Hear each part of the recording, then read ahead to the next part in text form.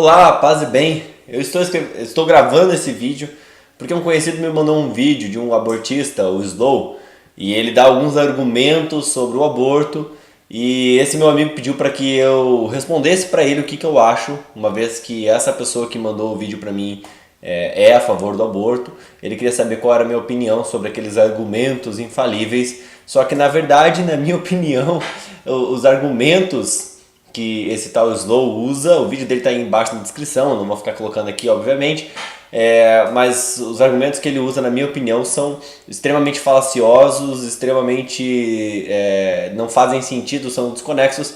Então, para poder responder, eu tive que gravar esse vídeo porque é muita coisa para falar, então já aproveito e deixo aí disponível para quem quiser. Também acho importante enganadas por ele, né? Assim pelo menos tem um contraponto, as pessoas ouvem os dois lados e podem tirar suas próprias conclusões.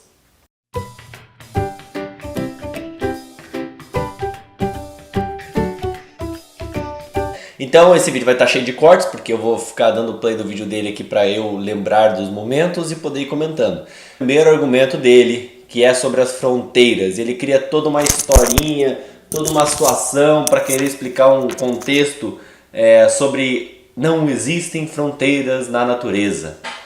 Vamos lá, primeira coisa é que ele usa ora processos, ora matéria. Ou seja, ele compara, por exemplo, a fronteira entre o mar e a atmosfera. Isso é matéria. Ou seja, o mar é feito de água, ponto. Lógico, tem várias outras coisas, essa água tem várias misturas ali, o sal e tudo mais, é água. A atmosfera é feita de gases. São matérias diferentes. E aí ele usa um processo para ligar esses dois. Ele fala, existe uma troca de gases, e essa troca de gases faz com que seja a mesma coisa. O mar não é a mesma coisa que a atmosfera, tá bom? Não é. Estão ligados? Estão. Tudo na natureza está ligado? Sim, tudo na natureza está ligado.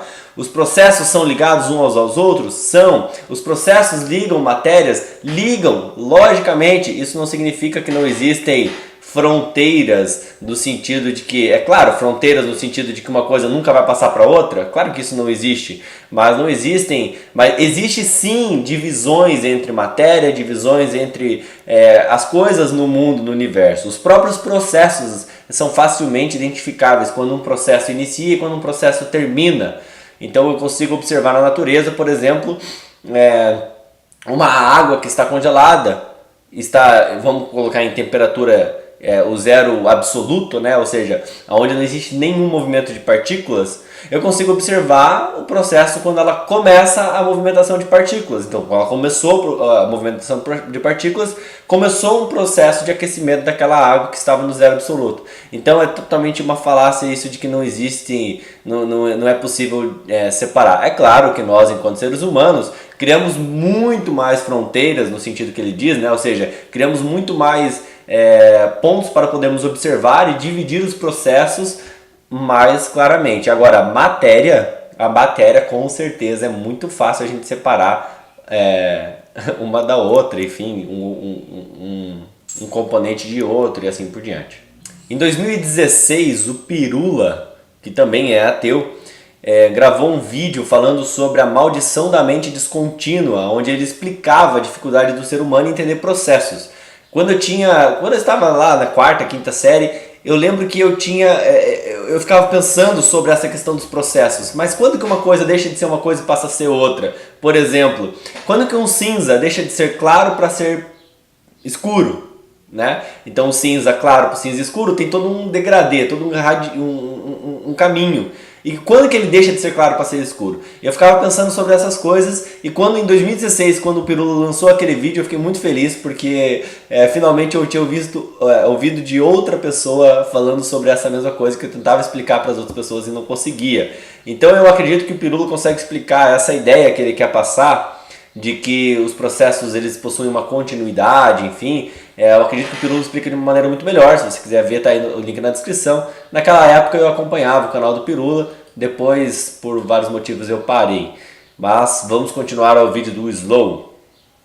Sim, aí ele comenta também da questão da evolução das espécies. Bom, primeiro que a evolução das espécies é uma teoria científica. Ela é muito aceita, eu particularmente acredito na evolução das espécies. Ela é uma teoria muito aceita, mas ela não é um fato científico. Não há um consenso 100% da ciência de que de fato foi assim. Temos muitas evidências, mas não há uma certeza completa, né? Mas enfim, vamos usar a teoria da evolução das espécies como sendo um fato, que é o caso que ele usou. E vamos pensar assim, quando que uma espécie deixa de ser uma espécie para ser outra espécie? E, de fato, nós não conseguimos observar isso claramente na evolução de uma forma geral. Porém, quando nós pegamos o livro do geneticista Francis Collins, A Linguagem de Deus, nós vemos que ele, que estudou o DNA muito de perto, ele que encabeçou o projeto que decifrou o DNA humano, ele diz que há um momento específico aonde surgiu a inteligência do ser humano, o nosso diferencial da inteligência. E esse momento específico, eu não vou saber falar em termos pontuais aqui, né, os números corretos que ele usava, até mesmo porque eu emprestei esse meu livro para alguém, e esse alguém não me devolveu, eu não lembro mais com quem que está, já fazem anos isso, mas enfim. Eu me lembro que no livro dele ele explica que há um momento em que houve várias mutações genéticas, pelo que eu me lembro são 7, enfim. Uma mutação genética é muito rara em um indivíduo. Agora você ter 7 mutações genéticas específicas que fazem o indivíduo, que tem que ser num único indivíduo para dar daquele jeito, enfim. Esse é um dos principais motivos pelo qual Francis Collins se converteu depois para o cristianismo, mas enfim, passou a acreditar em Deus, né? Mas Francis Collins mostra, sim, na espécie humana houve um momento em que a gente pode dizer, a partir daqui virou um ser humano. É claro, isso é uma opinião de apenas um cientista, tudo há de ser estudado, mas de qualquer maneira, mesmo que seja um processo contínuo e que a gente não saiba exatamente onde o ser humano passou a ser humano, nós sabemos que, olhando os opostos, assim como preto é diferente de branco, apesar de que no meio do caminho a gente não consiga definir aonde deixou de ser claro para ser escuro, nós sabemos a diferença entre claro e escuro. Assim como a gente pode não saber quando o ser humano passou a ser um ser humano, mas nós sabemos que um ser humano não é um macaco.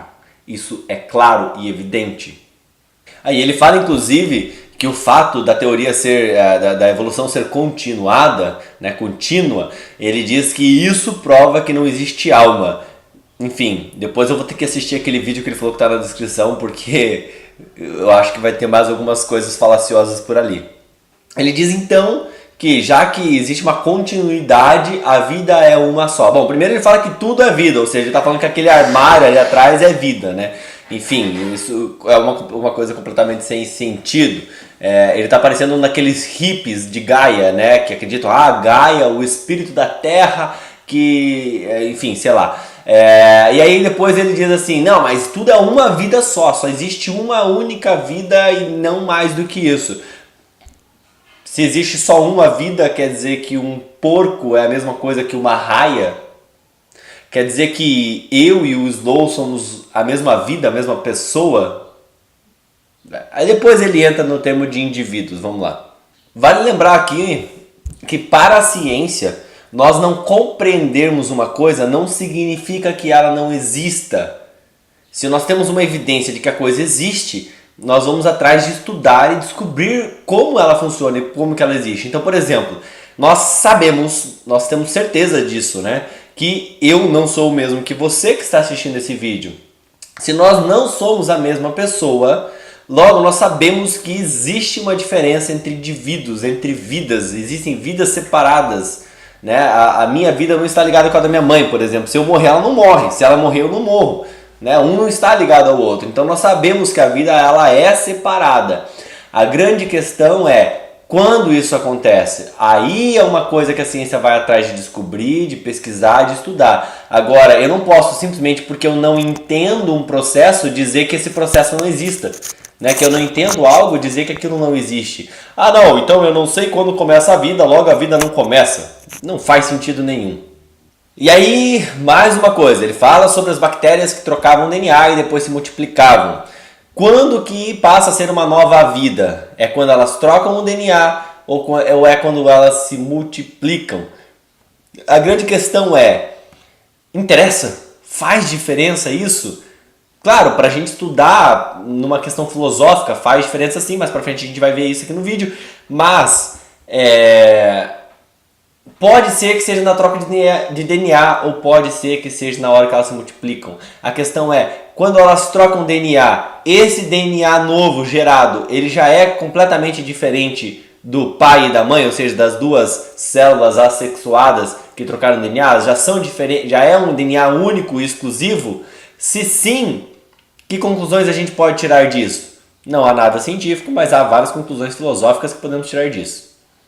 Aí o vídeo começa a ficar interessante quando ele realmente começa a se perguntar sobre o início da vida. E ele fala aonde que um feto passa a ter vida. Só que os pontos que ele escolhe ali, ele até fala assim, se a gente escolher um ponto nós estaremos sendo arbitrários.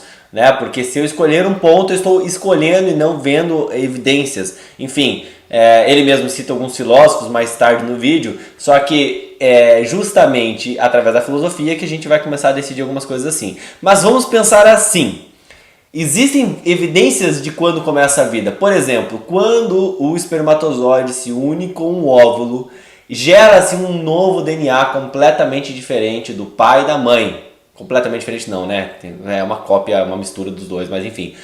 Gera um DNA novo, diferente do pai e da mãe. Além disso, a partir desse momento, aquele corpo, ele, se não tiver influências externas, sejam naturais ou sejam causadas, né, através da nossa imaginação, da nossa ação humana, mas se não houver interferências externas, aquele corpo ele vai se desenvolver até se tornar um ser humano completo, no sentido de ter corpo, mente, enfim, pensar, sentir dor e tudo mais. Ou seja, a partir daquele momento ele já tem uma iniciativa própria, ele já tem várias particularidades. E a partir daquele momento também ele não é simplesmente um produto do corpo do homem ou da mulher. Ok? Então nós temos ali uma pista, né? Uma evidência de que talvez seja naquele momento. Agora, vamos pegar desde o momento do ato sexual até o momento da criança nascer. A gente não sabe, em todo esse período, a gente não tem como ter certeza qual é o momento que a criança se torna de fato um ser humano. A gente não sabe. Se a gente não sabe, matar uma criança nessa condição é um assassinato em potencial. É como eu pegar uma cortina, chegar para uma pessoa, entregar uma arma e falar assim, atrás dessa cortina pode ter um ser humano ou não. Dá um tiro. Ninguém daria um tiro. Por quê? Porque pode ter um ser humano. Se tiver um ser humano lá dentro, eu estarei matando ele, ou seja, atirar contra uma cortina em que atrás pode ou não ter um ser humano é um assassinato em potencial. Então, mesmo que a gente não tenha certeza, a gente não sabe quando começa a vida. Então, qualquer aborto é um assassinato em potencial. Você pode estar matando uma vida humana ou não. Agora, volto a dizer, a maior evidência que nós temos é de que no momento em que junta o espermatozoide e o óvulo, nós temos um novo DNA particular e único. Então, provavelmente, a partir deste momento é o início da vida. Uma coisa interessante, um dos argumentos que ele fala ali, que as pessoas usam, né? Não que ele defende, mas que as pessoas usam, é que vida é a partir do momento em que tem um sistema nervoso completo. Pensa assim, aquele feto, ele é um ser humano porque ele desenvolve um sistema nervoso, ou ele desenvolve um sistema nervoso humano porque ele é um ser humano? Ele desenvolve o sistema nervoso humano porque ele é um ser humano e não o contrário. Entende? Então já é um ser humano. E aí, mais uma vez, ele simplesmente foge do argumento para poder usar outras desculpinhas. Ou seja, ele fala, então não interessa quando a vida começa. Não interessa, vamos só descobrir o que é um indivíduo. E aí ele usa algumas explicações filosóficas lá para o que é um indivíduo. Se a gente usar o termo da liberdade, então talvez uma pessoa, por exemplo, que está presa, então ela não é um indivíduo, sei lá, acho que eu viajei aqui. Mas enfim, se você pegar, por exemplo, uma pessoa que está em estado vegetativo, então ela não é um indivíduo porque ela não tem liberdade, porque ela não consegue pensar, porque ela não consegue... E aí? Eu acho que esse termo, primeiro que a filosofia usada por trás disso já é uma filosofia bastante complexa. Segundo, que não é por esse caminho que a gente faz. Nós temos sim que pensarmos onde deve começar a vida. E como a ciência nunca pode explicar aonde exatamente começa a vida, a gente vai ter que aceitar o fato de que todo aborto é um assassinato em potencial. Inclusive a pílula do dia seguinte e o DIU. Enfim, assuntos para um outro momento. Aqui já vamos entrando para a segunda parte do vídeo, onde ele deixa de usar ciência e começa a usar política. E aí ele diz assim, se nós considerarmos um zigoto, ou seja, após a fecundação, né? Se nós considerarmos um zigoto como sendo um indivíduo, imagine os problemas que nós vamos ter. E ele está citando aqui problemas políticos. Gente, desde quando que a política é a origem da ciência e da filosofia? É justamente o contrário, é a ciência e a filosofia que dão origem para a política. Então nós não podemos deixar a política mandar na ciência, senão daqui a pouco vai ter político, e isso infelizmente acontece. Depois a gente vê que ele cita ali órgãos como o OMS, que muita gente tem um pé atrás porque percebe que existe ali evidências, enfim, de que nem tudo ali é muito científico, muita coisa ali é meio que mandada politicamente, né? E é aí que a gente começa a ter problemas. Quando a gente quer que a política seja soberana sobre a ciência e sobre a filosofia, a gente gera um problema gravíssimo. Não podemos deixar a política à frente da ciência. Aí ele, por exemplo, ele coloca ali, então, como é que nós vamos garantir os direitos Não interessa. A política tem que se adequar à realidade, não a realidade se adequar à política. Não é porque 360 mil indivíduos morrem por dia por aborto espontâneo que um aborto deixa de ser aborto. Simples assim. E outra, será que essa quantidade enorme de abortos espontâneos não está muito mais relacionada à forma como nós conduzimos a vida hoje? Ele mesmo comenta, esses abortos espontâneos acontecem principalmente por causa de estresse. Naturalmente, o ser humano é um animal que deve ficar passando por estresse? Naturalmente não. Somos nós que desenvolvemos um estilo de vida em que gera muito mais estresse do que o normal. Ou seja, fecundação in vitro. Sim, fecundação in vitro é imoral para quem é pró-vida. No sentido de que, quando você faz a fecundação in vitro, você está criando vários indivíduos e depois você descarta eles. Sim, isso é um assassinato em potencial. Volto a falar aqui. É em potencial. Então você provavelmente está matando. Você pode estar matando ou não. Provavelmente você está matando vidas ali quando você faz a fecundação in vitro. E não é só os 4 ou 5 que ele falou que são injetados na mulher, não. É reservado no laboratório, fica lá congelado, fica reservado vários zigotos prontos caso não dê certo aquela primeira fecundação. A mãe volta e eles fazem só, não precisa mais tirar o espermatozoide do pai novamente, enfim, é só injetar aqueles zigotos lá novamente na mãe. Ou seja, são várias vidas, ou vidas em potencial, ou possíveis vidas, que estão sendo desperdiçadas e simplesmente descartadas. E aí ele diz, se você é pró-vida, você não pode ser contra a fecundação in vitro, porque é melhor uma criança nascer do que nenhuma criança nascer. Oi? Então quer dizer, olha, faça o aborto, mata um monte de gente, porque depois é só você fazer uma fecundação in vitro que nasce uma criança. Não faz sentido. Se as crianças simplesmente nascerem ao invés de serem abortadas, esses pais podem adotar com muita tranquilidade. Eu fui entrar na fila para adoção, eu e minha esposa, fomos entrar na fila para adoção, e quando a gente chegou lá, a funcionária lá, a responsável por isso, falou claramente para nós, olha, tem muitos pais querendo adotar, muito mais do que tem crianças para serem adotadas. O problema não é falta de condições, e aqui já entra até num ponto lá mais para frente dele, as criancinhas abandonadas em orfanatos e tudo mais. Não é uma questão de que falta pais para cuidar, falta gente para cuidar. A questão é política. A questão é que é muito burocrático se adotar uma criança. E por isso, às vezes, a criança chega numa idade que às vezes os pais já não querem mais adotar. No caso, por exemplo, meu e da minha esposa, a gente não estávamos especificando idade para adoção.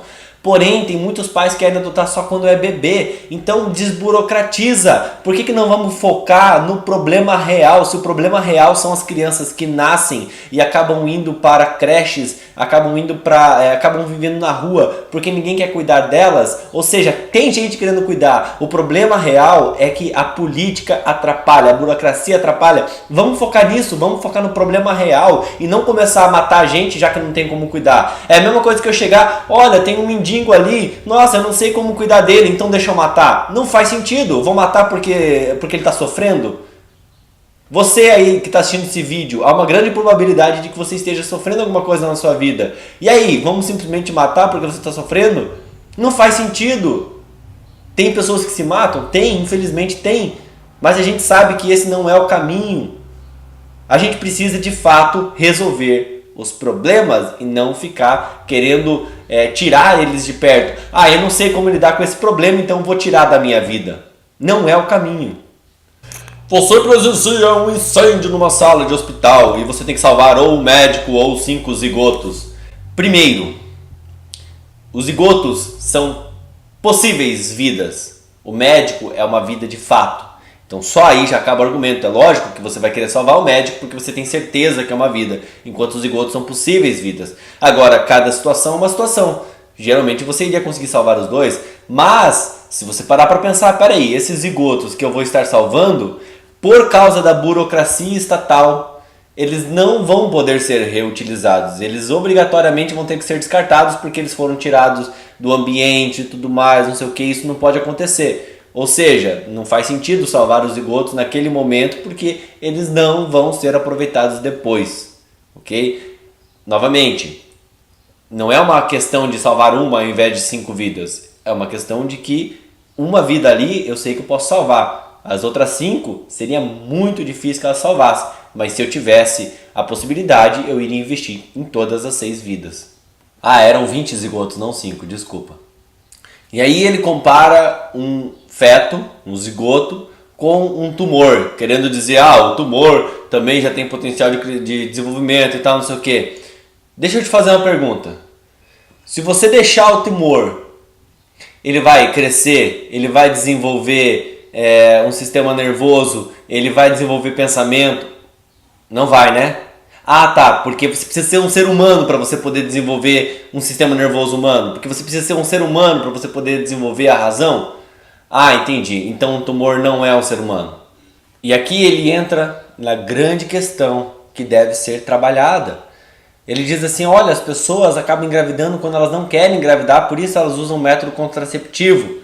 Só que o método contraceptivo, ele cresceu e ele foi tão divulgado, ele é tão usado hoje, porque ao invés da política pública mostrar para as pessoas a realidade e falarem, gente, sexo é feito para nascerem bebês e por isso todas as vezes que você faz sexo, não importa o tipo de contraceptivo que você usar, pílula, camisinha, DIU, enfim, você pode usar tudo que você quiser, a vida acha o caminho dela, então existe ainda chances de você engravidar. Toda vez que você faz sexo, existem as chances de engravidar. Você já viu alguma propaganda política falando isso? Não. O que as propagandas falam? Use camisinha e você fará o sexo seguro. Ou seja, você poderá fazer sexo para se divertir e não terá problema nenhum na sua vida. Ou seja, as propagandas estão exatamente ao contrário.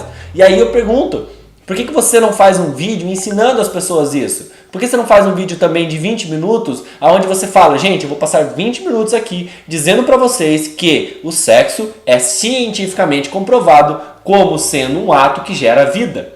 Ponto. E não existe nada que a gente possa fazer que elimina 100% as chances da vida nascer.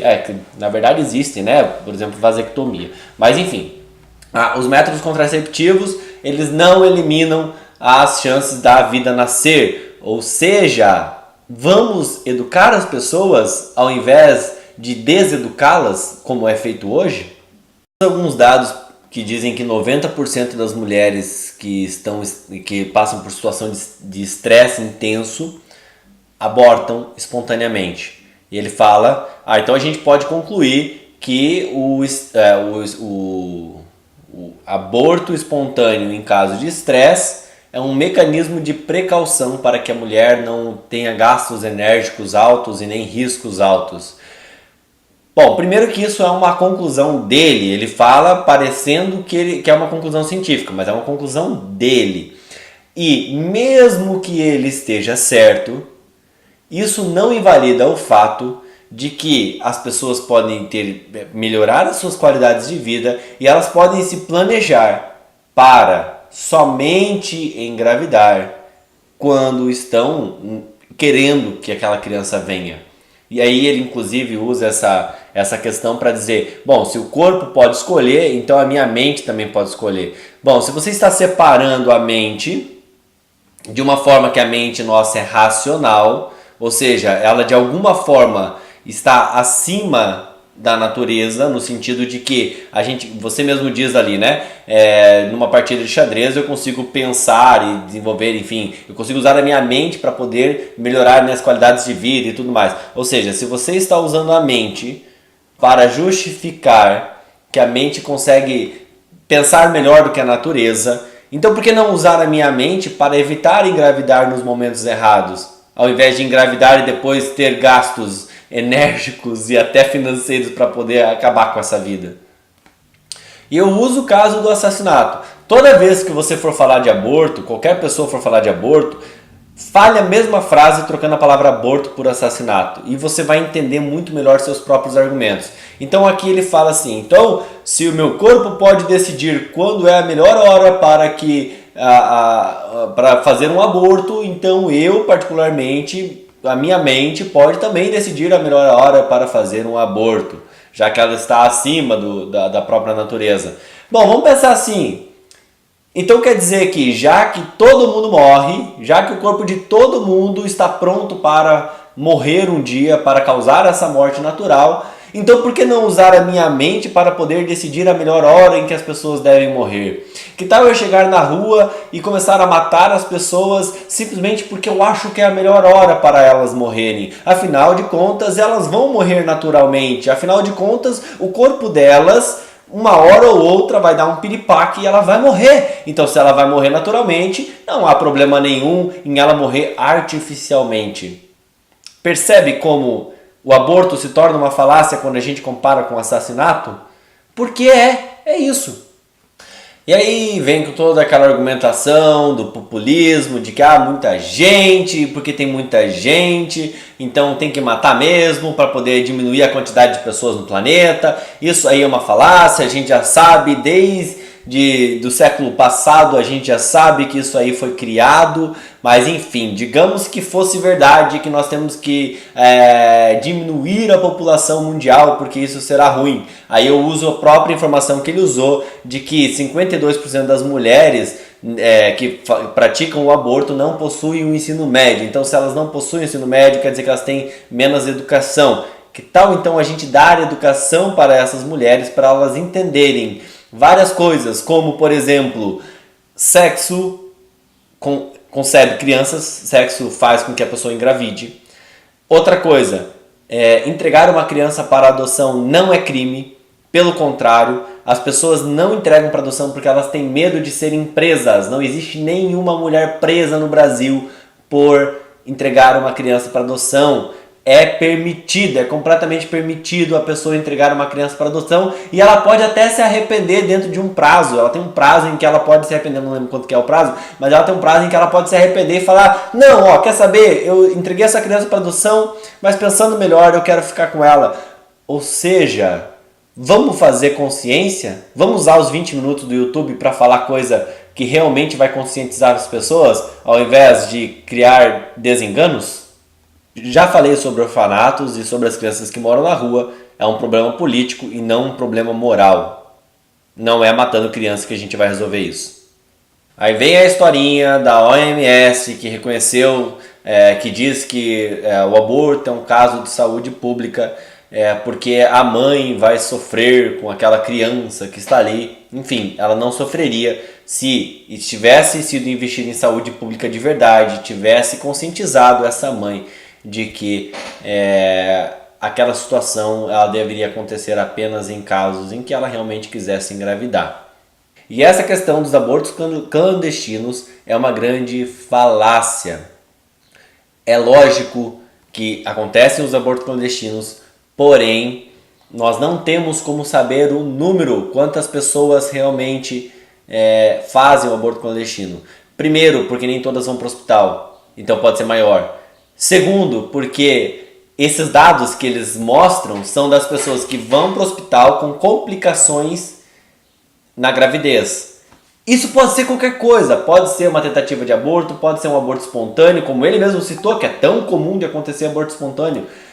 Pode ser várias outras coisas, pode ser que a pessoa tropeçou, pode ser muitas coisas que fazem as pessoas chegarem, e aí a OMS conta ali como que são abortos clandestinos. Então não temos como saber, são clandestinos. Se não fossem clandestinos, teríamos como saber, mas como são clandestinos, não sabemos ao fato quantas pessoas são. Mesmo assim, se a gente pegar o número de 47 mil abortos clandestinos, perto das 360 mil pessoas que ele falou que nascem por dia, detalhe, são 47 mil no ano e 360 mil por dia. Ou seja, logo esse número ele é muito pequeno. Se nós formos pegar o número de pessoas que morrem por assassinato, se a gente for pegar o número de pessoas que morrem por acidente de carro, se a gente for pegar, tem tantas coisas que causam muito mais morte do que os abortos clandestinos. E ali são 47 mil complicações, não são mortes. Então ele está pegando um dado, 47 mil complicações por possíveis abortos clandestinos no mundo inteiro por ano. Então é um número muito, muito, muito baixo comparando com qualquer outra estatística.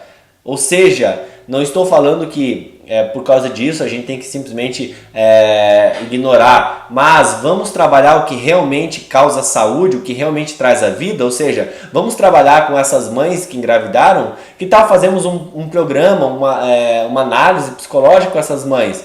Peraí, engravidou? Então tá, você vai fazer o seu pré-natal, não, né? Porque a criança já nasceu, mas você vai fazer os seus exames ali para ver se está tudo certo com o seu bebê, e você também vai fazer exames psicológicos para ver se está tudo certo com você.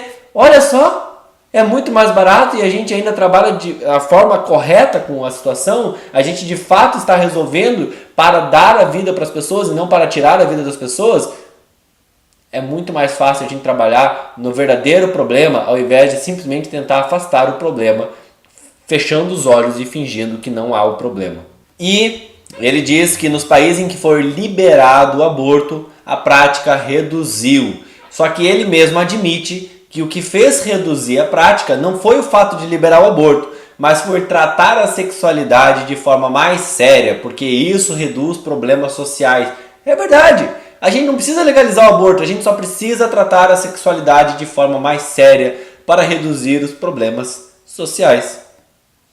O aborto é uma coisa tão ruim e tão inerentemente má que ele mesmo diz que até o 3º mês você pode fazer de uma forma disfarçada que você nem percebe que está fazendo. Você toma uma pílulazinha lá e você não percebe que a criança está morrendo. Ele mesmo diz isso, fala, olha, você pode fazer de uma forma que você não vai perceber direito o que está realmente acontecendo no seu corpo. E é tão bom quando eu vejo um vídeo desses e eu posso concordar com alguma coisa que ele fala.